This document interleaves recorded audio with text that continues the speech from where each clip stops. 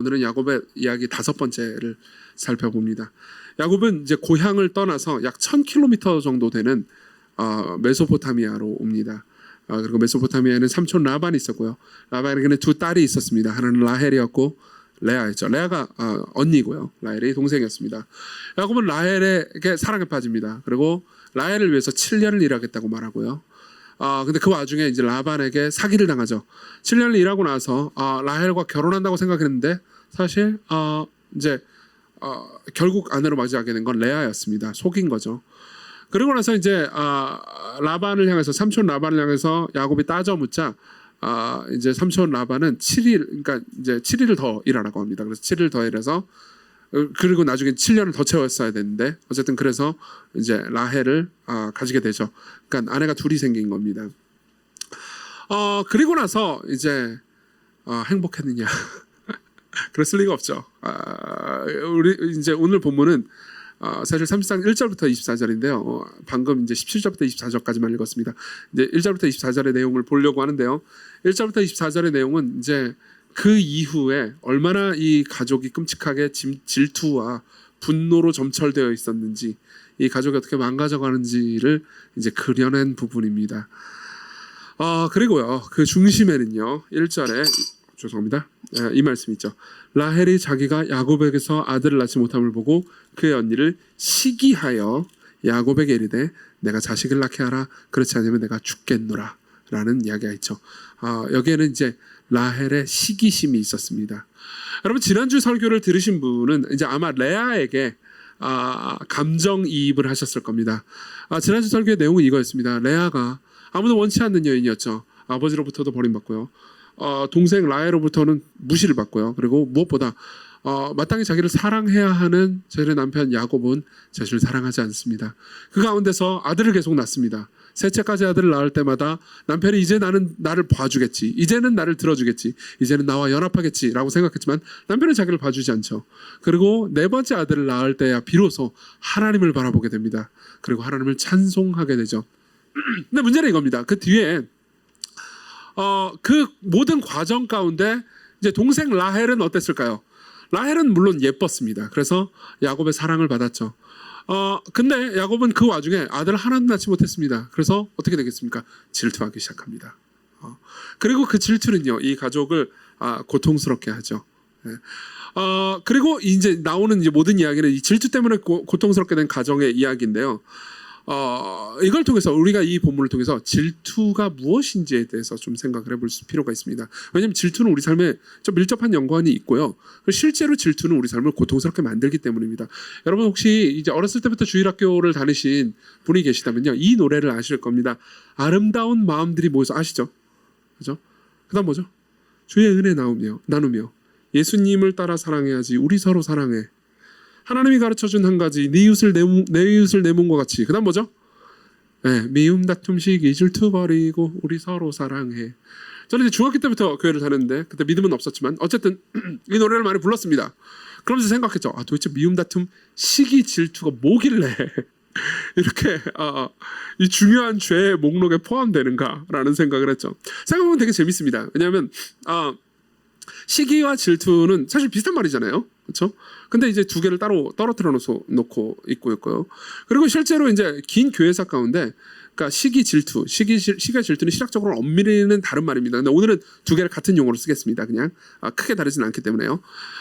근데 실학자들은 이제 오랜 기간 동안 2000년 내내 이 질투를 중요한 죄로 취급했습니다. 그래서 여러분들이 가톨릭에 익숙한 분들이라면 7죄종이라는 단어를 아실 분이 계실지 모르겠습니다. 7가지 중요한 7가지 끔찍한 죄라는 건데요. 이 7가지 끔찍한 죄 중에서 이제 하나가 질투예요. 시기입니다. 물론 이제 가톨릭에서만 이걸 얘기하는 건 아닙니다. 긴 교회사 가운데 모든 그리스도인들이 이 7가지 죄를 경계했고요. 7가지 죄로부터 벗어나려고 노력을 많이 했죠. 그리고 그 중에 하나가 질투입니다. 그럼 도대체 질투가 뭐길래, 질투가 어떤 특징을 가지고 있길래 이게 이렇게 중요한 걸까요?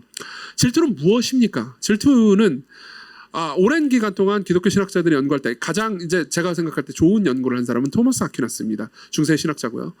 토마스 아퀴나스는 이 이 주제에 대해서 연구하면서 질투를 이렇게 정의합니다. 다른 사람의 행복을 슬퍼하는 거요. 다른 사람의 행복을 슬퍼하는 것. 그렇죠? 이건 아주 감정이랑 연결돼 있죠.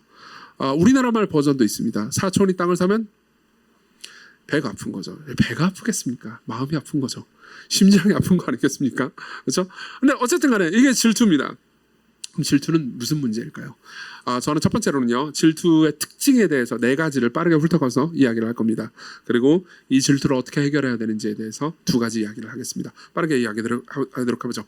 질투의 특징을 먼저 말씀드리죠. 첫 번째로는 질투의 특징은요, 질투는 자신을 불행하게 만든다는 겁니다. 질투는 자신을 불행하게 만듭니다. 자, 봅시다. 1, 2절을 봅시다. 1, 2절은 이렇게 말합니다. 라헬이 질투를 시작했단 말이에요. 그리고 라헬은 불행해집니다. 라헬이 자기가 야곱에게서 아들을 낳지 못함을 보고 그의 언니를 시기하여 야곱에게 이르되 내게 자식을 낳게 하라. 그렇지 않으면 그다음 뭐라고 되어 있죠? 내가 죽겠노라. 죽고 싶다고 말합니다. 그렇죠? 질투는요, 그러니까 이런 특징을 가지고 있습니다. 그러니까 불행과 연결되어 있죠. 계속해서 사실 라헬은 생각해 보면 많은 것들을 가지고 있습니다. 라헬은 예쁘죠, 일단, 그렇죠? 그리고 야곱으로부터 굉장한 사랑을 받고 있습니다. 그리고 아버지도 라헬을 좀 더 특별하게 여겼던 것이 분명합니다. 그렇지만 라헬은요, 자기가 가지고 있는 것은 당연하게 생각하면서 자기가 가지고 있지 않은 아들 있죠. 언니 레아가 아들 4명을 낳을 동안 자기는 하나도 없었단 말이에요. 그렇죠? 여러분들 입장에서는 도대체 아들을 가지고 있는 게 뭐가 그렇게 부러워할 거야? 라고 생각할지 모르겠지만은 실제로 당시로서는 이게 되게 중요한 문제였습니다. 왜냐하면 당시의 여성의 가치는 이것이 옳다는 게 아닙니다. 당시의 여성의 가치는 얼마나 자녀를, 특히 아들을 잘 낳느냐에 따라서 결정됐기 때문입니다. 실제로 아들을 낳지 못하잖아요. 그러면 오랫동안 아들을 낳지 못한다는 걸 여러분들이 지금으로 치면 이것과 비교할 수 있을 겁니다. 내가 오랫동안 어떤 시험을 준비했어요. 공무원 시험이든 뭐든 시험을 준비했는데 계속해서 떨어지고 재수, 삼수, 사수를 반복한다고 합시다. 그럼 여러분들 그 마음이 어떻겠습니까? 여기 계신 분들 중에서 그런 분들도 있을 겁니다. 그러니까 내가 쓸모없는 존재라고 느껴질 겁니다. 그렇죠? 취직을 준비하기 위해서 오랫동안 여러 곳에 이력서를 넣었는데 계속해서 떨어집니다. 어떤 생각이 듭니까? 굉장히 나는 쓸모없는 존재라는 생각이 들 겁니다. 내가 연애나 결혼을 하고 싶어가지고 여러 사람한테 마음을 이렇게 표현을 했는데, 그죠? 계속해서 이제 나는 거절당합니다. 그럼 어떻겠습니까? 내가 계속 이제 별거 아닌, 그러니까 아무것도 아닌 존재처럼 느껴질 겁니다. 이게 계속 오랫동안 반복되었다고 생각을 해봅시다. 그러면은 굉장히 열등감과 고통이 들겠죠. 마찬가지로 라헬도요. 오랫동안 시간이 지나는 동안 아들이 없었기 때문에 굉장히 열등감과 힘듦을 느꼈던 것 같습니다. 그리고 그게 질투로 나타났죠. 그러니까 이제 뭐라고 말합니까? 죽겠노라. 난 죽어버리고 싶다. 살 의미가 없다. 이렇게 얘기를 하는 거죠. 그러니까 야곱이 뭐라고 말합니까? 2절을 같이 한번 읽어봅시다. 2절입니다. 시작. 야곱이 라헬에게 성을 내어 이르되 그대를 임신하게 못하게 하시는 이는 하나님이시니 내가 하나님을 대신하겠느냐. 야곱이 어떻게 반응하죠? 화를 냅니다. 여러분 보십시오. 지난주 설교를 들으신 분은 알 겁니다. 야곱이 라헬을 얼마나 사랑했는지. 7년을 며칠처럼 여기는 것처럼 야곱을 그토록 사랑했습니다. 그런데 이제 막상 야곱이 라헬을 그렇게 사랑했다는 거죠. 죄송해요. 라헬이요.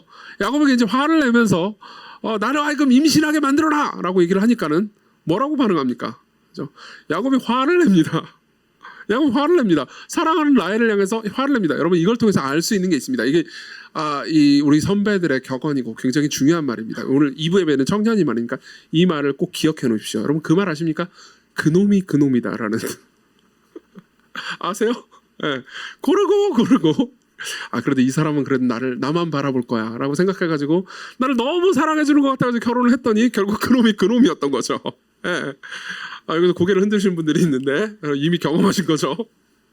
보십시오. 그놈이 그놈입니다. 야곱이 그토록 나를 사랑하는 것처럼 보였지만 실제로 이제 자기 불리하게 되니까 이제 화를 내죠. 물론 야곱 입장에서는 억울한 만도 합니다. 왜냐하면요, 레아는 애를 잘 낳거든요. 그러니까 자기한테 생물학적 문제가 있는 게 아닌 겁니다. 라헬한테 생물학적 문제가 있는 거죠. 근데 자기 문제를 왜 나한테 갖고 와? 그러니까 이제 사랑을 해도 결국 그놈이 그놈이라는 걸 꼭 기억하십시오. 자매들만 기억하는 게 아니고 형제들도 기억하십시오. 그러니까 골라도요. 그만하겠습니다. 근데 어쨌든 간에 이후에 밑으로 내려가면 되게 불행해지다가 이제 또 행복해지는 장면도 나옵니다. 라헬이요. 보세요. 쭉 보면요. 라헬이 3절. 내 여종 비라에게로 들어가라. 그가 아들을 낳아 내 무릎에 두리니 그러면 나도 그런 말미암아 자식을 얻겠노라 하고. 그러니까 어떻게 합니까? 라헬이 야곱에게 이렇게 말합니다. 내가 내 여종을 당신의 아내로 주겠다. 그리고 그 여종하고 동침해라. 그러면은 아들을 낳으면 그 아들이 내 거야 라고 말을 합니다. 그러니까는 야곱은 그냥 순순히 결혼을 합니다. 결혼하고 나서 임신을 합니다. 4절 빌하에게 남편을 주매 야곱이 그 얘기를 들었더니 5절 빌하가 임신하여 야곱에게 아들을 낳습니다. 그러니까 라헬이요 비로소 조금 행복해집니다. 라헬이 뭐라고 말합니까? 라헬이 이르되 하나님이 내 억울함을 푸시려고 내 호소를 들으사 내게 아들을 주셨다고 이로 말미암아 그의 이름을 단이라 하였으며, 그렇죠? 내 억울함이 드디어 풀렸어. 그렇죠? 뭔가 행복해 보입니다. 그리고 나서 7절 라헬의 시녀 빌하가 다시 임신해요. 둘째 아들을 낳습니다.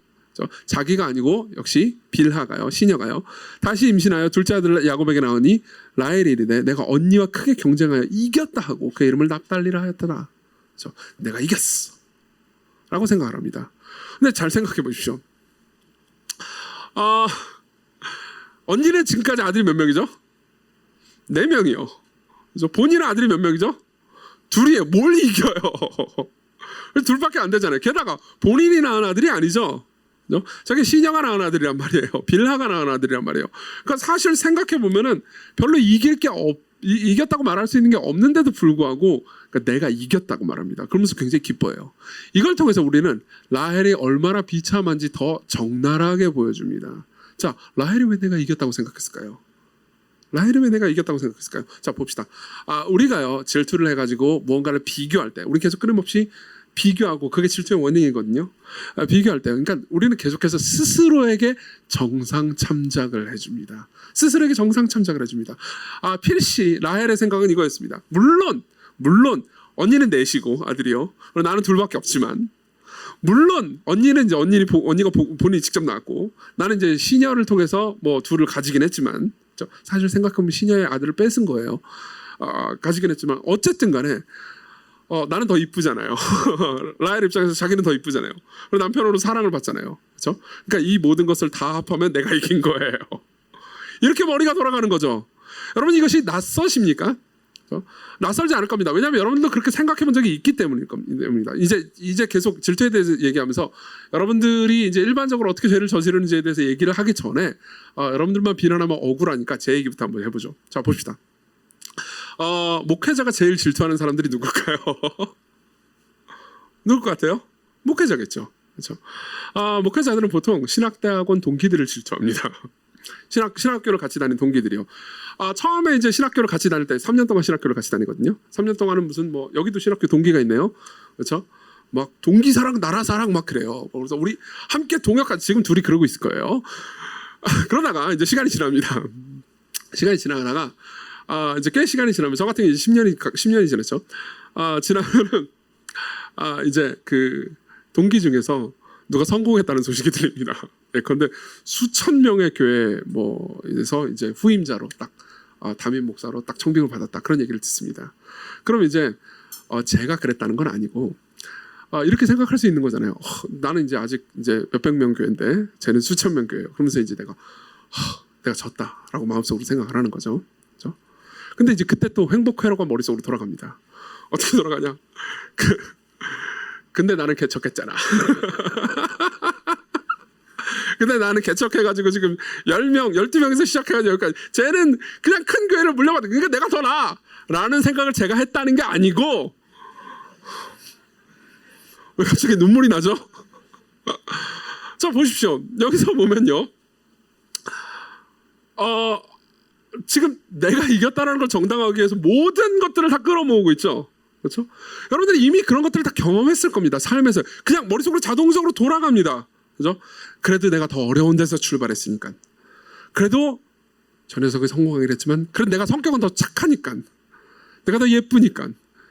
내가 주일날 교회만 안 갔어도 더 성공할 수 있었는데. 그렇죠? 나한테는 교회라는 핸디캡이 있었지. 안 그렇습니까? 우리는 수많은 핑계들을 만들어냅니다. 그리고 다 종합해요. 그리고 생각합니다. 내가 이겼다. 그렇죠? 내가 이겼다.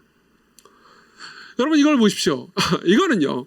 라헬이 얼마나 비참한지를 그려주고 있는 겁니다. 그렇죠?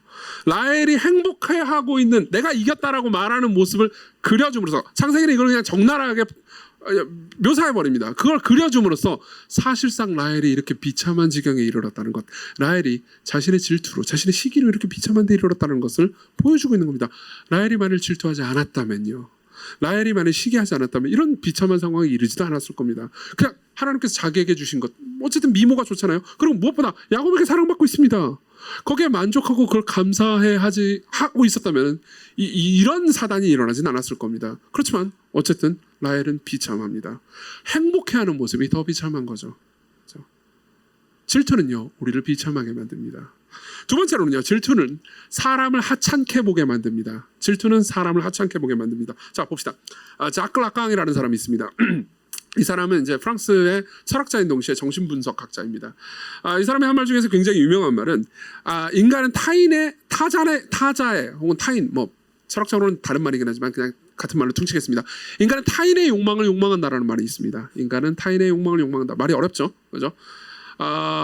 물론 라깡이 한 말은 조금 다른 맥락에서 이 이야기를 한 거긴 하지만은 보통 이 말은 너무나 유명하기 때문에 이런 식으로 많이 쓰입니다. 타인의 욕망을 욕망한다는 건 이런 겁니다. 보십시오.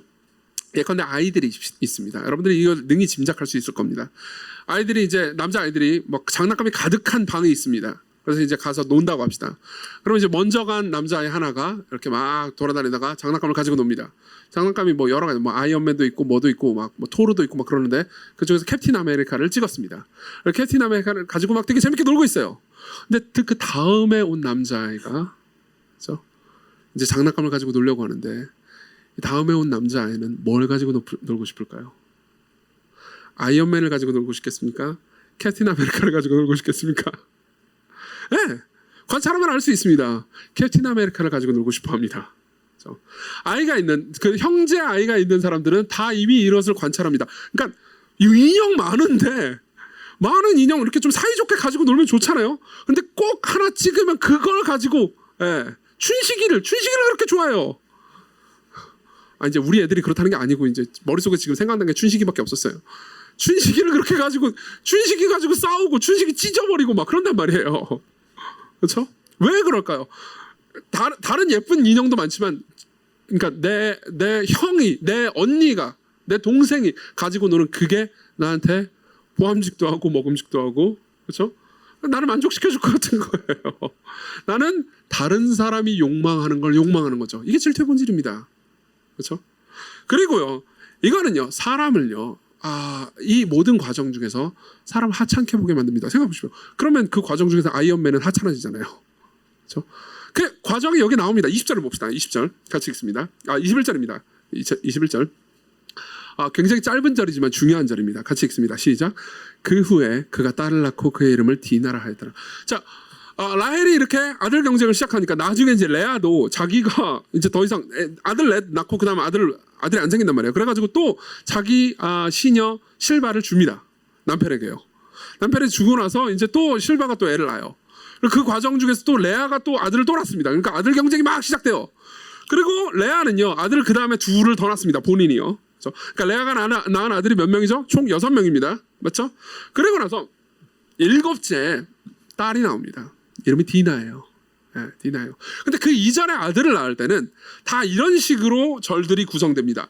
아들의 이름이 뭐고, 아들을 낳아가지고 그 이름이 이제 그 레아나 라헬이 얼마나 기뻤고 아들로 인해서 내가 행복하다. 뭐 이 얘기가 계속 나와요. 모든 절이 그렇습니다. 아들을 낳을 때마다 아들을 낳았다. 아들의 이름이 뭐다. 그래서 내가 너무 기쁘다. 뭐 이런 얘기 계속 나오잖아요. 그렇죠? 근데 딸만큼은, 그렇죠? 21절에 나오는 딸만큼은 딸을 낳았는데 이름이 디나다. 그럼 끝입니다. 무슨 말입니까? 별로 안 기뻐했다는 거예요. 그냥 뭐 덤인가? 라고 생각했던 거죠. 그렇죠? 창세기를 기록한 기자가 그렇게 생각했다는 게 아니고 이들이 이렇게 생각했다는 겁니다. 디나의 이름이 뭘까요? 이게 무슨 뜻일까요? 디나라는 이름은 굉장히 멋진 이름입니다. 정이라는 뜻이에요. 멋진 이름 아닙니까? 혹은 판단하다 이런 뜻입니다. 판사라는, 여자 판사라는 의미도 있습니다. 이름이 여자 판사다. 굉장히 멋있지 않습니까? 그렇죠? 근데 그냥 누구도 기뻐하지 않습니다. 왜 그럴까요? 아들을 원했거든요. 물론 당시의 사회가 아들을 더 중시하는 사회임은 분명합니다. 근데도 불구하고 둘은요, 계속 아들을 욕망했습니다. 상대방의 아들을 낳았으니까 나도 아들을 원하는 거예요. 상대방의 욕망을 욕망하고 있었습니다. 그러니까 어떻게 됩니까? 딸 따위는 하찮은 겁니다.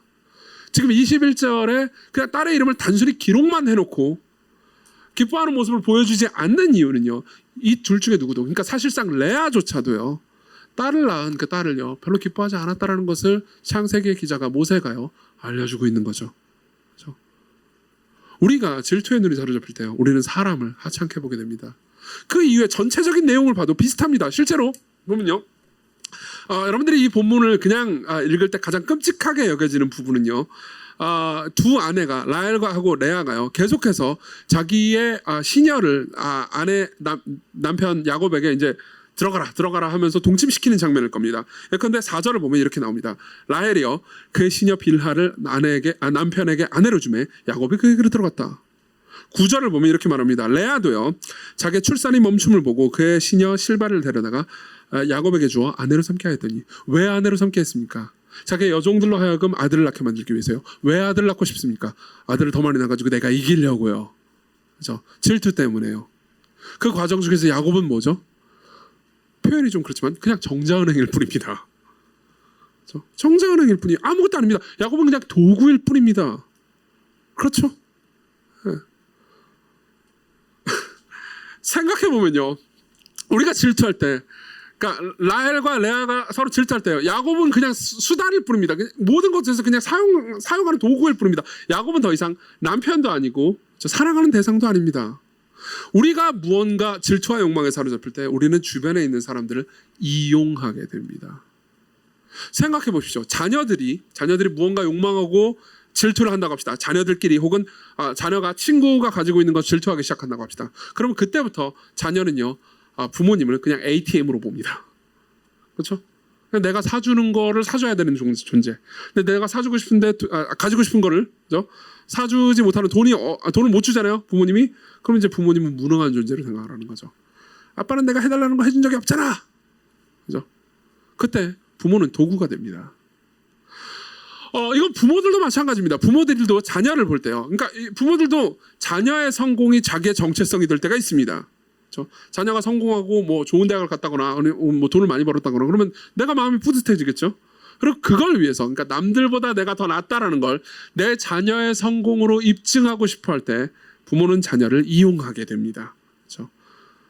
명목상으로는 공부를 더 열심히 해가지고 네가 훌륭한 사람이 돼야지라고 말하지만 실제로 본인이 원하는 건요, 이 아이가 좋은 대학에 들어가서 내가 괜찮다라는 것을 입증받고 싶은 거죠. 그때 자녀를 이용합니다. 그렇죠? 여러분들이 이게 다 이거 좀 그럴 수도 있는 거지, 이거 너무 이게 가혹하게 비판하는 거 아니냐라고 생각하시는 분들이 있다면 제가 다른 예를 한번 들어보죠. 이 예는 여러분들이 공감하실 겁니다. 자, 봅시다. 저는 목사입니다. 물론 제가 그렇다는 건 아니지만 예컨대 이렇다고 봅시다. 제가 목사예요. 그래서 저는 교회를 더 키우고 싶습니다. 시건교회, 내가 여의도 순복음교회에 도전하리라. 그러면서 더 큰 교회 해가지고 여러분들한테, 물론 전도하라는 말은 좋은 말이죠. 그렇죠? 성경의 명령이기도 합니다. 그렇지만 제 욕망을 이루기 위해서 이것들아 전도해라. 그죠? 또 뭐죠?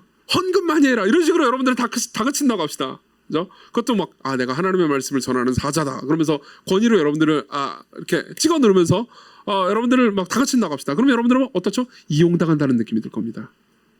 제가 질투에 사로잡힐 때, 제가 욕망에 사로잡힐 때요, 어떻게 되죠? 저는 사람들을 이용하게 되는 거죠. 여러분들 모두는 이것이 잘못됐다고 느낄 겁니다. 그렇지 않습니까? 그렇죠? 이건 흔히 벌어지는 일입니다. 우리가 질투에 사로잡힐 때 우리는 주변 사람들요, 소중한 존재로 대하지 않습니다. 도구로 대하죠. 이건 여러분들이 직장에서도 흔히 일어나는 일입니다. 승진을 위해서 내 동료를 이용하는 겁니다. 내 윗사람과 아랫사람들을 이용하는 겁니다. 그 과정 중에서 내가 이용하고 있다는 사실조차 망각해버리는 거죠. 그러면요, 당연히 세 번째로 넘어갑니다. 그러면 이제 어떻게 되냐면, 당연히 우리는요, 우리가 마땅히 사랑해야 되는 대상인 사람들을 사랑하지 못하게 됩니다. 사람들을 이용하니까요. 이게 세 번째 특징입니다. 사랑해야 되는 대상들을 사랑하지 않습니다. 보십시오. 우리는요, 질투를요, 먼 사람을 질투하지 않습니다. 가까운 사람을 질투하죠. 보통 형제들끼리 더 많이 질투합니다. 친구 사이보다요. 그리고 친구 사이, 모르는 사이보다 친구 사이들끼리 더 많이 질투하죠. 여러분들 중에서도, 그러니까 아주 교회 내에서 되게 친밀한 관계가 있고, 그 친밀한 관계 가운데서 종종 질투를 느낀 적이 분명히 있을 겁니다. 물론 말로 표현은 못했겠죠. 그리고 종종 이 질투를 느끼는 거에 대해서 죄책감을 느끼는 경우도 있지만은, 우리는 보통 가까운 사이에서 질투를 느낀다는 것을 알 수 있습니다. 사촌이 땅을 사면 배가 아프다. 그렇죠? 왜요? 사촌이니까요. 모르는 사람 A가 땅을 사면 배가 안 아픈 겁니다. 여러분들 중에서 연예인이 너무 예쁘다고 해서 그 연예인한테 질투를 느껴본 적이 있습니까? 없을 겁니다. 연예인은 원래 예쁜 거니까요. 그렇죠? 전국 수석이 공부를 너무 잘한다고 해가지고 질투를 느껴본 적이 없으시겠죠. 그렇죠? 내가 그냥 반에서 한 20등 하는데 원래 21등이었던 애가 18등을 했을 때 내가 화가 나는 겁니다. 안 그렇습니까? 이정규가 존 파이퍼 목사님이나 팀 켈러 목사님을 질투할 것 같습니까? 전 세계적인 유명한 목사님들을 제가 질투할 것 같아요? 아니죠. 신대원 동기나 그만하겠습니다.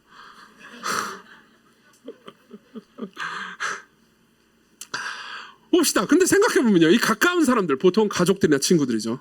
그렇죠? 가까운 사람들은 원래 우리가 마땅히 사랑하고 함께 동역해야 되는 사람들입니다. 근데 그 사람들을 질투하기 시작하는 순간 우리는 함께 일할 수 없습니다. 보통 질투는 공동체를 파괴합니다. 그렇죠? 그리고 실제로요. 질투는요. 하나님을 사랑하지 못하게 만듭니다. 결국 우리의 질투는요. 하나님을 사랑하지 못하게 만듭니다. 질투에 사로잡히면 보십시다. 이 전체 이야기에서 24절까지 있는 이야기에서 제일 충격적인 이야기는요. 20절에 있습니다. 20절. 같이 읽습니다. 20절. 19절부터 볼게요. 19절 제가 읽고요. 20절 여러분들이 같이 읽습니다. 레아가 다시 임신하여 여섯째 아들을 야곱에게 낳은지라. 20절 같이 읽습니다. 레아가 이르되 하나님이 내게 후한 선물을 주시도다. 내가 남편에게 6 아들을 낳았으니 이제는 그가 나와 함께 살리라 하고 그 이름을 스불론이라 하였으며. 자 봅시다. 지난주 설교를 들으신 분들은요. 약간 레아에 많이 감정이입을 하고 레아가 마지막으로 하는 고백에 대해서 굉장히 감동을 받았을 거라고 생각합니다.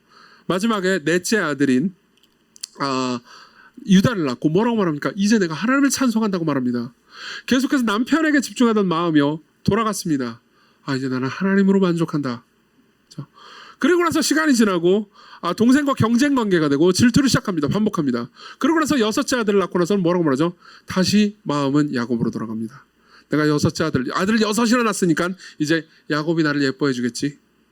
물론 야곱으로부터 사랑받고 싶어하는 레아의 마음을 정죄하고 싶은 건 아닙니다. 그렇지만 이때 레아의 마음은 하나님을 잊어버렸습니다. 이게 너무 이상합니까? 아니요, 별로 이상하지 않을걸요. 우리도 마찬가지 아닙니까? 여러분들도 삶을 살다가요. 종종 하나님의 은혜를 깊이 받았고 하나님께서 나를 사랑하신다는 걸 느낄 때 이런 고백을 하신 적이 있을 겁니다. 주님 당신이 내 전부입니다. 하늘에서는 주 외에 누가 내게 있으리요 땅에서는 주밖에 나의 사모할 자 없습니다. 라고 고백해놓고 며칠 지나지 않아서 다시 하나님을 원망할 때가 있지 않았습니까? 우리의 삶은 그것의 반복 아닙니까? 레아도 마찬가지였습니다. 그리고요. 질투가 레아로 하여금 그리고 라헬도 마찬가지고요. 하나님을 사랑하지 못하게 되는 그 메커니즘은 이와 같습니다. 봅시다. 질투는요. 보통요. 남이 가지고 있는 것에 대한 불만이죠. 나는 가지고 있지 않은데 쟤는 가지고 있어. 그거에 대한 불만이죠. 근데 신앙인들에게 특히 신앙인이 아닌 사람도 마음속 깊은 곳에는 이런 생각을 할 거라고 믿습니다. 저는 질투는 이런 측면도 있습니다. 저 녀석은 저걸 가지고 있는데 나는 가지고 있지 않아. 그래서 화가 나. 근데 더 깊이 들어가면요. 왜 하나님은 저 녀석에겐 저걸 줬는데 나에겐 주지 않았지? 라는 거에 대한 분노죠. 그렇죠? 그것은요. 나에게 이미 주신 것, 라헬에게 있어서는 미모와 남편의 사랑이죠. 에 대해서는 당연하게 생각하면서 감사하지 않으면서 나에게 있지 않은 거에 대해서 분노하는 마음입니다. 이 마음의 가장 깊은 곳에는요. 내가 하나님처럼 모든 걸 통제하지 않는 것에 대한 불만이 있습니다. 내가 하나님처럼 모든 걸 통제하지 않는 것에 대한 불만이 있죠. 왜 내가 가지지 못하는가? 우리는 그냥 쉽게 말합니다. 그때 주식시장에 들어갔어야 지금 돈을 버는 거였는데. 그리고 그 마음속 가장 깊은 거는요. 왜 내가 그때 들어가지 못했을까라는 후회도 있겠지만 왜 내가 그때 들어가지 못하게 하나님께서 나에게 지혜를 주시지 않고 이런 식으로 이제 결국 하나님과 연결짓는 불만도 생기기 마련입니다. 그럼요. 질투는요. 혹은 시기는요. 우리로 하여금 하나님을 사랑하지 못하게 만드는 힘을 발휘하게 되는 거죠. 그렇죠? 자, 넷째로 넘어가겠습니다. 그럼에도 불구하고요. 질투는요. 위장합니다. 이 부분은 굉장히 중요합니다. 여러분들이 이 질투의 문제에 있어서 자기를 돌아보게 하는 가장 중요한 부분이 될 겁니다. 그럼에도 불구하고 질투는요. 자신을 위장합니다. 그것도 공평과 정의의 이름으로 자신을 위장합니다. 공평과 정의의 이름으로 자신을 위장합니다. 봅시다. 6절을 봅시다. 6절을 보면요. 라헬이 자신의 시녀가 아들을 낳자 이렇게 말합니다. 하나님이 내 억울함을 푸시려고 내 호소를 들으사. 그렇죠? 무슨 말입니까? 나 원래 너무 억울했는데 이제 풀렸어. 8절 라헬이 이르되 내가 언니와 크게 경쟁하여 이겼다. 봅시다. 이거는요, 이런 언어가 아닙니다. 내가 없었는데 생겨서 기쁘다가 아니에요. 원래 나는 불공평한 상황이었는데 이제 공평에 이르렀다라는 겁니다. 그렇죠?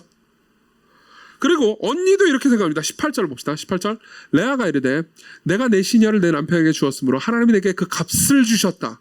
그러니까 내가 원래 온전히 받아야 되는 값을 내가 못 받고 있었는데 이제야 드디어 받았다 하면서 이름을 이사갈로 짓습니다. 자, 봅시다. 둘 다 어떤 언어입니까? 둘 다 나는 너무 억울하고 힘들고 불공평하게 지금 살고 있는데 드디어 하나님이 나를 공평하게 대해주셨어 라는 언어입니다. 자, 이게 바로 질투가 숨는 영역입니다. 질투가 숨는 영역입니다. 봅시다. 내가 어떤 것을 가지지 못해가지고 질투와 시기에 사로잡혀 있습니다. 그때 우리가 내가 지금 질투하고 있구나, 회개해야지 라고 생각을 안 하는 데는요, 질투가 숨는 이유 때문에 그렇습니다. 질투는 어떤 식으로 숨습니까? 질투는요, 그러니까 내가 마땅히 가지고 있는 거에 대해서 감사하지 못하고 가지고 있지 않는 거에 대해서 너무 불평하구나, 이렇게 착한 마음을 가지고 있지 않습니다. 질투할 때는요, 사람은 이렇게 생각합니다. 내가 이걸 원래 가지는 게 마땅한데 내가 가지고 있지 않잖아. 그건 난 너무 불쌍해. 이때 자기 연민이 끼어들죠. 그리고 내가 가지고 있지 않은 것이 너무 이건 잘못된 거야, 불공평한 거야, 세상은 불공평해, 이 더러운 세상, 이렇게 되는 거죠. 도로시 세이어스라는 여성이 있습니다. 이 사람은 20세기에 추리소설 작가이기도 하고요, 경건한 그리스도인이기도 했고요, 그리고 인권운동가이기도 했습니다. 1세대 페미니스트죠. 도로시 세이어스는 이제 크리스천이기도 하기 때문에 이 7가지 죄에 대해서 이제 에세이를 하나 썼습니다. 굉장히 탁월한 에세이입니다. 이 에세이에 보면은 이제 중간에 질투에 대해서 다루는 부분이 있습니다. 그리고 그 질투에 대해서 이야기를 하다가 질투가 위험한 이유에 대해서 이렇게 이야기를 합니다. 들어보십시오. 욕심이라는 죄가 있는 자가 없는 자에게 짓는 죄라면, 그렇죠? 돈을 많은 사람이 막 가난한 사람들을 막 이렇게 뺏으면 굉장히 탐욕스러운 거잖아요, 그렇죠? 욕심이 있는 자가 없는 자에게 짓는 죄라면 질투는 없는 자가 있는 자에게 짓는 죄다. 여러분, 없는 자가 있는 자에게 죄를 지을 거라고 상상도 못했잖아요, 그렇죠? 근데 질투는요, 없는 자가 있는 자에게 짓는 죄입니다. 질투라는 문제를 다루기 어려운 이유는, 질투라는 문제를 다루기가 되게 어렵다고 말해요, 도로시 세이어스는. 왜냐? 그것이 없는 자가 짓는 죄이기 때문이고, 또 그것은 정의롭고 관대한 사람들 가운데서 늘 응원군을 발견할 수 있기 때문이다. 무슨 말인지 이해되십니까? 자, 보세요. 저 사람은 있는데 나는 없습니다. 그래서 나는 너무 불쌍하고, 왜 나는 없지?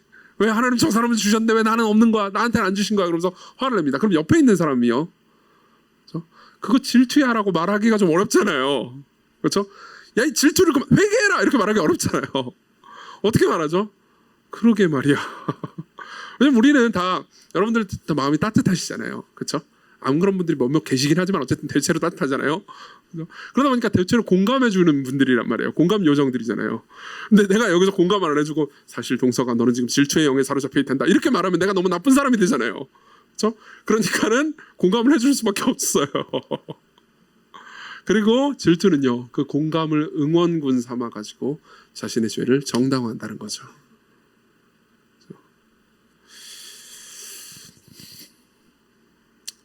이게 여러분들 안에 여러분들 안에 있는 마음이 단순히 억울함인 건지 아니면 질투인 건지를 분별할 수 있는 시금석이 될 겁니다. 여러분들은 지금 내가 받지 못해서 억울하고 불공평하고 세상이 잘못됐다고 느끼십니까? 아니면 사실 질투하고 있는 겁니까? 여러분들은 후자의 감정, 즉 질투를 가지고 있으면서 실제로는 이 세상이 더럽고 하나님도 불공평하다고 마음을 생각하고 있는 것 아닙니까? 그렇죠? 여러분들이 이 문제를 한번 스스로 생각해 볼 만한 그런 시금석을 제공해 드리겠습니다. 존 리근이라는 신학자가요, 이 질투에 대해서 쓴 에세이에 보면 여러분들이 스스로를 점검해 보도록 이렇게 이야기를 합니다. 목회자들이요, 같은 동네에 있는 다른 교회에 복음의 열매가 더 많다면 어떻게 할 것인가? 그 교회 성공을 두고 투덜거릴 것인가? 이거 저한테 해야 되는 얘기겠죠. 그 다음, 결혼하지 않은 사람들이요, 친구에게 애인이 생기거나 친구가 약혼하거나 결혼하면 진심으로 기뻐해 줄 수 있는가? 하나님이 그들에게 주신 놀라운 복에 감사가 충만해지는가? 아니면 이번에도 당신 차례가 아니라서 속으로 투덜거리지 않는가? 자녀들이여, 친구나 형제자매가 하나님의 복을 받을 때 어떤 반응을 보이는가? 그들이 대표로 뽑히거나 상을 타거나 친구를 많이 사귈 때 진심으로 기뻐하는가? 그들이 하나님의 복을 받을 때 기쁘게 그들을 자랑스러워하는가? 아니면 분개하고 불쾌한 심정으로 주시하는가? 직장인들이여, 다른 사람이 승진할 때 어떻게 반응하는가? 당신이 사울 군대의 장군이었는데 베들레헴에서 온 목동 때문에 밀려났다면, 다윗을 가리키는 거죠. 어떤 반응을 보이겠는가? 전폭적으로 그를 지지해 주었을까? 아니면 그의 권위와 리더십을 폄하하려는 유혹을 받지 않았을까? 점검해 보십시오. 자, 그러면 그 다음으로 넘어갑시다. 우리가 이걸 점검했다면 그 다음에 이제 이런 생각이 들 겁니다. 그럼 어떻게 극복해야 합니까? 어떻게 극복해야 합니까? 저는 지금까지 라헬 이야기를 하면서, 물론 레아도 여기 포함됩니다. 라헬 이야기를 하면서 이 둘이 질투에 사로잡혔다는 이야기를 했습니다. 그렇지만 그렇다고 해서 저는 이 둘을, 특별히 라헬을 폄하하고 싶은 건 아닙니다. 생각해 보십시오. 라헬 입장을 생각해 보면요, 물론 라헬은 예쁩니다. 그리고 사랑도 많이 받았습니다. 그렇지만 아들이 없어요. 자기가 가치 있는 존재라는 것을 계속해서 확인하지 못합니다. 그럼 슬프지 않겠습니까? 그렇죠? 여러분들 다 알고 있습니다. 이 얘기를 다 모르는 게 아닙니다. 예컨대 제가 여러분들을 위로하려고 할 때 네가 지금 이게 없어서 힘들긴 하지만 너는 이것도 가지고 있고 저것도 가지고 있잖아. 그러면요, 제가 그런 말을 한 번 했다가 여러분들한테 혼난 적이 한두 번이 아닙니다. 그렇죠? 목사님 다 가지고 있으니까. 제가 뭘 다 가지고 있어요? 저는 여전히 뚱뚱한데. 그렇죠?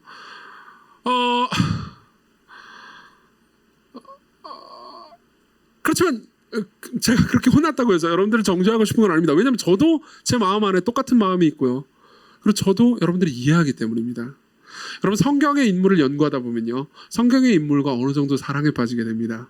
저는 요즘 야곱을 연구하기 때문에 야곱과 어느 정도 사랑에 빠져 있습니다. 근데 이제 오늘 같은 경우는 라헬, 특히 이제 라헬과 레아를 보게 돼서 지난주에는 레아를 중심으로 봤죠. 오늘은 라헬을 좀 더 봤습니다. 라헬이 하는 말을 하나하나 뜯어보면서 라헬의 심정과 생각이 어떤지를 생각해보고 기도를 하면서 라헬을 보잖아요. 그럼 라헬이 충분히 이해가 됩니다. 그렇죠? 여러분들 모두가 어느 측면에서는 라헬이 맞습니다. 여러분들은 무언가를 가지고 있습니다. 그러니까 미모가 아닐 수도 있겠죠. 그렇지만 미모가 아니더라도 무언가를 가지고 있을 겁니다. 그렇지만 여러분들은 무언가를 가지고 있지 않습니다. 그래서 여러분들은 슬퍼합니다. 어떻게 극복해야 합니까? 어떻게 극복해야 합니까? 두 가지를 얘기해 드리겠습니다. 하나는 소망을 가지는 겁니다. 더 넓은 소망이요. 더 큰 소망이요. 자, 봅시다. 22절부터 봅시다. 22절부터 보면요, 중간에 합한채 사건이라는 게 있습니다. 오늘은 이걸 다루지 않겠습니다. 우리가 다음 주에 합한채 이야기를 할 겁니다. 오늘은 넘어가겠습니다. 22절을 보면요, 이런 이야기가 있습니다. 하나님이 라헬을 생각하신지라. 하나님이 그의 소원을 들으시고 그의 태를 여셨으므로 그가 임신하여 아들을 낳고 이르되 하나님이 내 부끄러움을 씻으셨다 하고 그 이름을 요셉이라 하니 여호와는 다른 아들을 내게 더하시기를 원하노라 하였더라. 자, 봅시다. 여기서요, 우리는요, 라헬이 이 지점에 이르러서 그나마 신앙이 좀 생겼다는 걸 확인할 수 있습니다. 두 가지 측면에서 확인할 수 있습니다. 하나는요, 라헬이 드디어 기도하기 시작했다는 겁니다. 22절에 보면요, 하나님께서 그의 소원을 들으셨다고 말합니다. 그 말은 무슨 말입니까? 라헬이 이제 하나님께 소원을 하기 시작했다는 거죠. 그리고요, 24절에 보면은 요셉을 낳고 나서 이제 이때 라헬이 처음으로 낳은 아들이거든요. 나중에 이제 베냐민이라는 아들, 둘째 아들을 낳습니다. 낳긴 하지만 처음으로 낳은 아들을 보면서요, 어떤 생각을 하냐면 여호와께서 다른 아들을 내게 더하시기를 원한다, 이렇게 말합니다. 나중에 다른 아들이 생기죠, 베냐민. 그렇지만 어쨌든 이 지점에서요, 라헬은요, 여호와라는 이름을 부릅니다. 여호와요.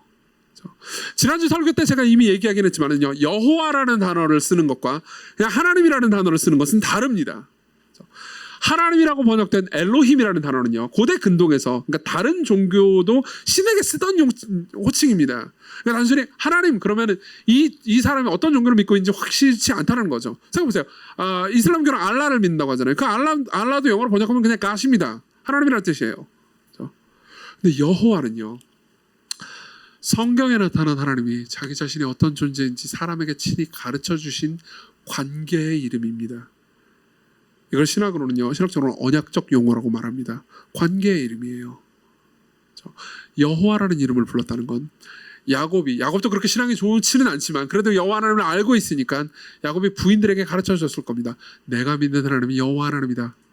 그분이 나를 사랑하시고 내게 계단을 타고 내려오셔서 나를 여기까지 인도해 주셨단다. 너희들도 그 여호와 하나님을 믿어야 돼. 레아는요 조금 더 일찍 믿었습니다. 라헬은요 이때서야 비로소 여호와 하나님을 향한 신앙이 생깁니다. 물론 이후에 라헬의 삶을 보면요 여전히 우상 숭배자이긴 합니다. 그렇지만 라헬은 이때 미약하고 연약하지만 믿음이 생기죠.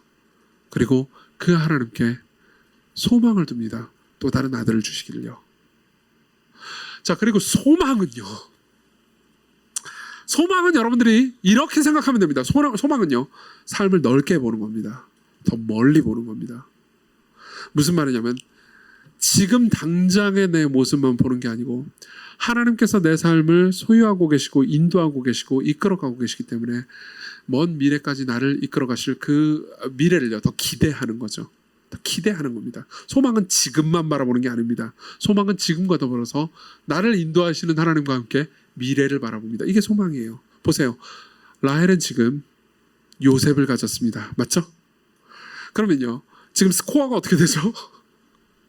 레아는요 아들이 6입니다. 딸까지 포함하면 7이죠. 자기는요 하나예요. 졌죠. 그렇지만 생각해 보십시오. 여러분들이 이후의 창세기의 이야기를 아신다면요 이 요셉이 어떤 인물인지 아실 겁니다. 이후의 요셉은요 가장 중요한 인물이 됩니다. 야곱 이야기가 이제 어느 정도 마무리가 되고 창세기의 후반부 이야기는 전부 다 요셉 이야기예요. 요셉이 겪은 고생 이야기, 요셉이 겪은 하나님을 향한 신뢰 이야기, 그리고 결국 요셉을 통해서요 야곱의 모든 가족이 구원을 받는 이야기요. 한 명의 요셉이 모두를 구원합니다. 물론 라헬은요 그 전에 죽습니다. 베냐민을 낳고 죽어요. 그렇지만 라헬이 그 모든 것을 알고 있었다면요 라헬은 자신의 아들이 하나밖에 없다는 것 때문에 절망하지 않았을 겁니다. 마찬가지예요. 여러분들의 삶도 똑같습니다. 여러분들이 지금 가지고 있는 것이 주변 사람들이 가지고 있는 것보다 훨씬 더 적다고 해서 여러분들의 인생이 끝난 것도 아니고요. 하나님께서 여러분들의 인생을 이끌어가는 것이 끝난 것도 아닙니다. 여러분들은 앞으로 어떤 사람을 만나게 될지, 어떤 열매를 맺게 될지, 어떤 복을 받게 될지 아무것도 모릅니다. 여러분들의 인생은 지금이 끝이 아닙니다. 하나님께서는 멀리 보고 계시고 모든 것을 보고 계세요. 여러분들도 그것을 보셔야 됩니다. 이 말이 여러분들이 시간이 지나면 무조건 성공한다는 의미는 아닙니다. 그렇지만 시간이 지나면서 하나님께서 여러분들을 인도해 주실 겁니다. 이걸 붙잡으라는 거죠. 여러분 J.R.R. 톨킨이라는 사람을 아시는지 모르겠습니다. 반지의 제왕의 작가죠. 이 사람은 C.S. 루이스와 아주 절친한 친구였습니다. C.S. 루이스는 나니아 연대기의 작가고 둘 다 경건한 그리스도인이었습니다. 톨킨은요 루이스하고 굉장히 친한 관계였고 젊을 때부터 판타지 소설을 같이 쓰자, 우리가 쓰고 싶은 이야기를 같이 쓰자라고 이제 그 약속을 했었습니다. 근데 문제는 뭐냐면 톨킨은 너무너무 꼼꼼하고 예민한 사람이었기 때문에 소설을 빨리빨리 못 썼어요. 근데 그 과정 중에서 그러니까 톨킨이 40대가 되는 과정, 40대 중반까지 이르렀어도, 그러니까 C.S. 루이스는 굉장히 여러 가지 작품을 발표했거든요. 나니아 연대기가 나와서 히트를 쳤고요. 그 다음에 스크루테이프의 편지, 여러 작품들이 굉장히 큰 반향을 받았습니다. 그러니까 30대, 40대 중반까지만 해도 톨킨의 위상과 C.S. 루이스의 위상은 완전히 달랐어요. 그리고 톨킨의 전기를 보면요, 톨킨이 루이스를 질투하는 것 때문에 톨킨이 굉장히 힘들어했다는 이야기가 나옵니다. 자기 친구는 막 베스트셀러 계속 나오면서 굉장히 막 영국 내에서도 되게 유명한 영문학자가 됐는데 자기는 뭐 아무것도 없단 말이에요. 게다가 이 사람은 너무 꼼꼼한 사람이라서 여러분들이 톨킨의 작품, 그러니까 반지의 제왕 같은 걸 읽어보신 분들은 알겠지만 세계관이 정말 거대해요. 그리고 굉장히 꼼꼼하고 치밀합니다. 이 사람은요 그 세계관 내에서 요정들이 쓰는 언어를 창조해낸 인간이에요. 예. 그래서 톨킨 좋아하는 사람은 요정어를 저도 요정어 쓸 줄 알아요. 톨키니스트거든요. 반지의 제왕 같이 보고 싶네요, 여러분들이랑. 진짜로요. 보면서 제가 막 다 해석해주고 싶어요. 어쨌든 그러니까 한 챕터를 10번씩 쓰는 거예요. 그러니까 당연히 시간이 느리죠. 그래서 굉장히 절망했던 순간이 있었습니다, 톨킨이요. 그러다가 한번 꿈을 꾸게 돼요. 굉장히 거룩한 꿈이었습니다, 이거는요. 이 꿈을 나중에 소설로 쓰게 되는데요. 그 꿈의 내용이 이거였어요. 제가 평생토록 노력했던 게, 그래가지고 결국 남긴 게 잎사귀 하나뿐이었다는 거예요. 제가 원래 그 숲을 그리려고 했는데 결국 그린 건 잎사귀 하나밖에 없는 거예요. 너무 초라하겠죠. 그렇지만 자신이 죽고 부활할 때 자기가 그린 건 잎사귀뿐이지만 거대한 숲을 선물로 받는 꿈을 꿉니다. 정확히 이 꿈은 아니지만 비슷한 꿈을 꿔요. 그러면서 이 꿈을 바탕으로 해서 소설을 하나 씁니다. 니그레이팔이라는 소설을 써요. 제가 옛날에 설교 때 한번 얘기한 적이 있습니다. 니글이라는 사람이 조그마한 잎사귀 하나만 그렸지만 거대한 숲을 선물로 받은 이야기예요. 그리고 나서 생각하죠. 아직 반지의 제왕을 쓰기 전입니다. 반지의 제왕을 쓰기 전입니다. 그래, 맞아. 내가 루이스보다 훨씬 더 초라한 성적을 남길지도 몰라. 내가 평생 할 수 있는 건 이파리일 뿐이지, 이파리밖에 없을 수도 있겠지. 그렇지만 자신이 하나님께로부터 훨씬 더 거대한 선물, 부활의 모든 것을 받을 것이라는 것을 소망을 가지게 돼요. 그러고 나서 시간이 지나고 반지의 제왕을 쓰죠. 반지의 제왕은 좀 있으면 이제 할리우드에서 리메이크 한다고 그러더라고요. 수십 년이 지난 지금까지도 수많은 사람들로부터 사랑받고 있는 작품이 됐습니다. 생각해보세요. 톨킨이 루이스를 질투하던 그때 자신의 미래가 이렇게 될 거를 미리 알고 있었다면 질투했을까요? 아니요, 그렇지 않았을 겁니다. 아까도 말씀드렸지만 여러분들의 미래가 무조건 성공한다는 얘기를 하고 싶은 게 아닙니다. 여러분들의 미래는요, 부활한 이후에 더 큰 것을 받도록 예정되어 있습니다. 여러분들이 그리스도 안에 있다면요. 여기에 소망을 두십시오. 여러분들의 인생이 이게 끝이라면요, 죽음이 끝이라면요, 여러분들은 질투의 망령에서 헤어나올 수 없을 거고요, 여러분들은 소망을 품을 수 없을 겁니다. 그렇지만 여러분들에게 영원히 약속되어 있고 이 땅의 삶에서 하나님이신 자, 사람이신 분이 여러분들의 삶을 사셨고 여러분들을 인도해 주시는 것이 사실이라면요, 하나님께서 여러분들을 사랑하시고 이끌어 주시는 게 사실이라면요, 여러분들은 낙심할 이유가 없습니다. 소망을 두십시오. 또 하나입니다. 사랑입니다. 하나님이 여러분들을 사랑하시는 그 사랑을 확신하는 거죠. 이게 질투의 가장 궁극적인 대답입니다. 보십시다. 아까 우리 동석쿤이 동석님이 동석께서 대표 기도를 했는데 이런 얘기를 했습니다. 우리를 질투하시는 하나님이라는 표현을 썼어요. 그렇죠? 예, 여러분들이 성경을 읽어봤다면요, 출애굽기 20장이나 34장 같은 데서 하나님께서 우리를 질투하신다라는 표현을 보게 될 겁니다. 다른 신에게 절하지 말라. 여호와는 질투라 이름하는 질투의 하나님이니라. 출애굽기 34장 14절. 하나님 질투하십니다. 여러분들 이런 생각이 들 수도 있습니다. 아니, 우리 보고 지금까지 질투하지 말라고 해놓고서 하나님은 질투한다고요? 여러분 보십시오. 질투 중에서는요, 꼭 나쁜 질투가 아니고 정당하고 거룩한 질투가 하나 있습니다. 우리 모두 인정할 겁니다. 생각해보세요. 여러분들의 배우자가 여러분들보다 다른 이성을, 다른 남성이나 다른 여성을요, 훨씬 더 사랑한다는 걸 여러분들이 알게 됐다고 합시다. 여러분들 마음속에서 자연스럽게 올라오는 감정은 뭐죠? 질투입니다. 그죠? 그럼 그게 잘못된 겁니까? 아니요. 오히려 그 상황에서 질투가 없는 것이 부당한 일일 겁니다. 그죠? 내 남편이 혹은 내 아내가 바람을 피우고 있는데 내가 질투를 안 해. 그럼 오히려 내가 이 사람을 안 사랑한다는 거 아닙니까? 자, 성경이 인간을 향해서, 저와 여러분들을 향해서 질투한다는 것이 어떤 의미인지 말씀드리겠습니다. 하나님은 하나님이십니다. 그러면 위대하고 거룩한 분입니다.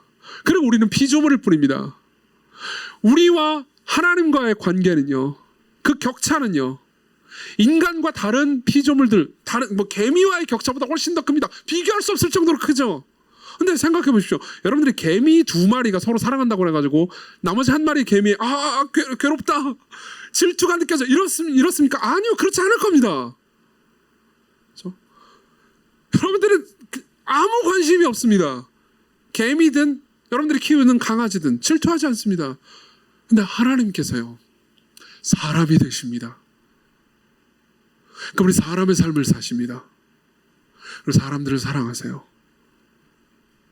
단순히 개미로 사람을 대하는 게 아니고 언약의 관계로, 사랑의 대상으로, 영원히 함께할 자녀로 여러분들을 대하십니다. 그렇기 때문에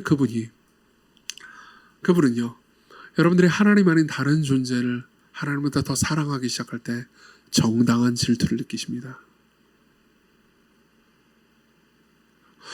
그리고 그분의 질투는요, 여기 나와 있는 질투 이야기처럼 파괴적이지 않습니다.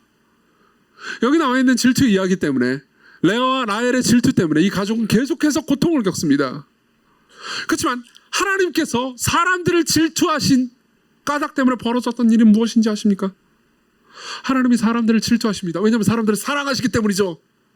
그리고 하나님께서는요, 사람들의 사랑을 억지로나 강압적으로 받기를 원하지 않고 진정한 사랑과 경배로 사랑을 받기 위해서 사람들을 억지로 찍어누기를 원하지 않으셨습니다. 그분이 선택한 일은 무엇이었습니까? 아무 죄도 저지르지 않으신 분이 이 땅에 오셔서 엉망진창이 되셨습니다. 사람들의 질투와 시기 때문에 완전히 망가지셨습니다. 시편 73편을 보면요, 나중에 여러분들이 시편 73편을 꼭 읽어보시기 바랍니다. 여러분 GBS 숙제에 있습니다. 73편에 보면요, 시인이요 질투 때문에 괴로워하는 장면이 나옵니다. 악인들이 잘 되는 걸 보면서 너무너무 질투합니다. 쟤는 하나님 안 믿는데 너무너무 잘 되고 잘 먹고 잘 살고, 나는 하나님 믿는데 왜 이렇게 지금 시쭈그리하게 살지, 너무 힘들다, 질투 때문에 고통스럽다라는 얘기를 합니다. 그러다가 이 시인이요, 질투의 문제에서 벗어나게 된 게요, 성소에 들어가고 나서야 벗어나게 됩니다. 성전에 들어가서 하나님을 예배할 때 문득 이런 생각이 듭니다. 하나님이 나를 사랑하고 계시다는 것을 깨닫게 됩니다. 그 전까지는 하나님이 자신을 사랑한다는 생각을 안 하고 있었습니다. 근데 하나님께서 자신을 사랑하고 계시다는 것, 전능하신 분께서, 모든 것을 가지신 분께서 나를 사랑하고 있기 때문에 나는 더 이상 질투할 필요가 없다는 것을 알게 됩니다. 그러면서 이렇게 얘기하죠. 내가 항상 주와 함께하니, 시편 73편 23절입니다. 내가 항상 주와 함께하니 주께서 내 오른손을 붙드셨습니다. 무슨 말입니까? 이거는 심상상 이런 얘기입니다. 내가 그분께 손을 내었을 때, 벌렸을 때 그분이 나를 거절하지 않으시고 내 손을 잡아주셨습니다. 내가 손을 내밀었을 때 그분이 늘 내 손을 잡아주셨습니다. 이 사실을 내가 생각하니까 더 이상 나는 질투할 필요가 없다는 것을 알게 됐습니다. 그러면서 고백하죠. 하늘에서는 주 외에 누가 내게 있으리요, 땅에서는 주밖에 나의 사모할 자 없나이다. 내 육체와 마음은 쇠약하나 하나님은 내 마음의 반석이시여 영원한 분깃이시라. 저와 여러분들은 죄인인데, 저와 여러분들은 하나님 앞에서 그저 개미에 불과한데, 아니 개미보다도 못한 존재에 불과할지 모르는데, 그나마 반역한 개미인데 막 주인을 문 개미예요. 여러분, 개미가 여러분들 물으면 어떡해요? 압살하지 않으십니까? 질투해요? 왜 우리가 사랑받을 수 있습니까? 하나님이 사람이 되셔서, 아까의 비유를 계속 사용하자면 개미가 되셔서 그분이 성부 하나님께 손을 내미셨을 때 성부 하나님께서 잡으실 수 있었던 건 공기밖에 없었습니다. 나의 하나님, 나의 하나님 이라고 예수께서 부르짖으실 때 그분은 성부 하나님의 사랑을 받지 못하셨습니다. 오히려 진노와 저주를 받으셨죠. 그리고 여러분들이 사랑받을 수 있게 됐습니다. 여러분들이 그분을 안다면, 그분이 여러분들을 질투할 정도로 얼마나 사랑하시는지를 안다면, 실제로 이 질투라고 번역된 단어가 요엘서에 보면 이렇게도 번역되어 있습니다. 그때 여호와께서 자신의 땅을, 자신의 이스라엘 백성을요 극진히 사랑하셔서, 그분의 질투는요 한편으로 맹렬한 사랑이기도 하다는 거죠. 극진히 사랑하셔서 그분이 여러분들을 극진히 사랑하신다는 것을 알게 될 때 여러분들은 이것을 깨닫게 됩니다. 아우구스티누스가 한 말이죠. 하나님과 더불어서 무언가를 가지고 있는 사람은 오직 하나님을 가지고 있는 사람보다 더 행복하지 않다고요. 바꿔서 말해볼까요? 여러분들이 하나님을 소유하고 있다면 여러분들은 무엇을 잃어도 불행하지 않을 수 있습니다. 여러분들은 그분을 아십니까? 설교 시간이 길어졌지만 하나만 더 얘기하고 마치겠습니다. 원래 이렇잖아요. 브루스 멀키라는 신학자는요 이 본문을 잘 연구하면서 이런 결론을 내립니다. 야곱의 12지파 있잖아요. 야곱의 12지파가 이렇게 생겼다고. 하나님의 은혜의 백성이 이런 질투와 막 미움과 이런 사단 가운데서 하나님께서는 그들을 버리지 않으시고 사랑하시고 그래서 큰 민족을 만들었는데 이런 과정 가운데 이들의 죄와 질투에도 불구하고 하나님께서는 그분의 사랑하시는 백성들을 향한 사랑을 멈추지 않으셨다고. 그러면서 이런 얘기를 합니다. 그분의 은혜는, 하나님의 은혜는요, 우리의 죄보다 크며 그분의 목적은 우리의 죄로 인해 좌절되지 않는다고요. 그리고 제가 이 문장을요, 제가 이제 주중에 어떤 자매한테 보내줬습니다. 뭐 이런저런 얘기를 하다가 그분의 은혜는 우리의 죄보다 크다. 근데 그분이, 제가 보내드린 그분이 이제 이런 얘기를 하더라고요. 실제 저한테 보낸 문자는 좀 더 귀여운 문자였지만 제가 좀 각색하겠습니다. 내 죄는 엄청 큰데 내 죄보다 그분의 은혜가 크다니. 그럼 그분의 은혜는 무한하시다고요.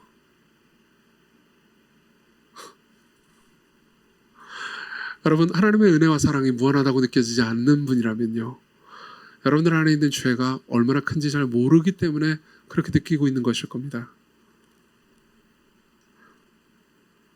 죄책감이 그렇게 깊이 들지 않는다면 죄 때문에 망가진 내 고통과 상처가 얼마나 큰지를 생각해 보십시오. 이 모든 것이 죄 때문에 생긴 일입니다. 그렇지만 하나님께서는 그 모든 것을 덮으셨습니다. 그분의 아들의 죽음으로요. 우리 같이 찬송을 부릅시다.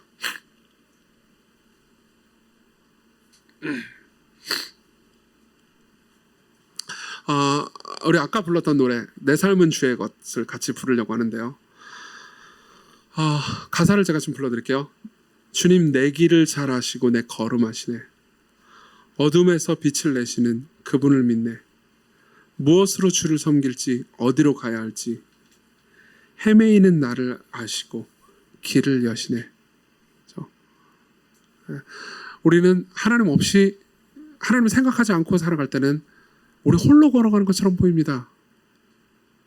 그렇지만 그분이 우리와 함께 계시다는 것, 그분이 우리를 소유하고 계시다는 것, 그리고 우리가 그분을 소유하고 있다는 것을 생각할 때 외롭지 않을 수 있습니다. 그리고 우리가 그분을 소유하고 있다는 걸 생각할 때 우리는 아무것도 부러워하지 않을 수 있습니다. 같이 찬송합시다.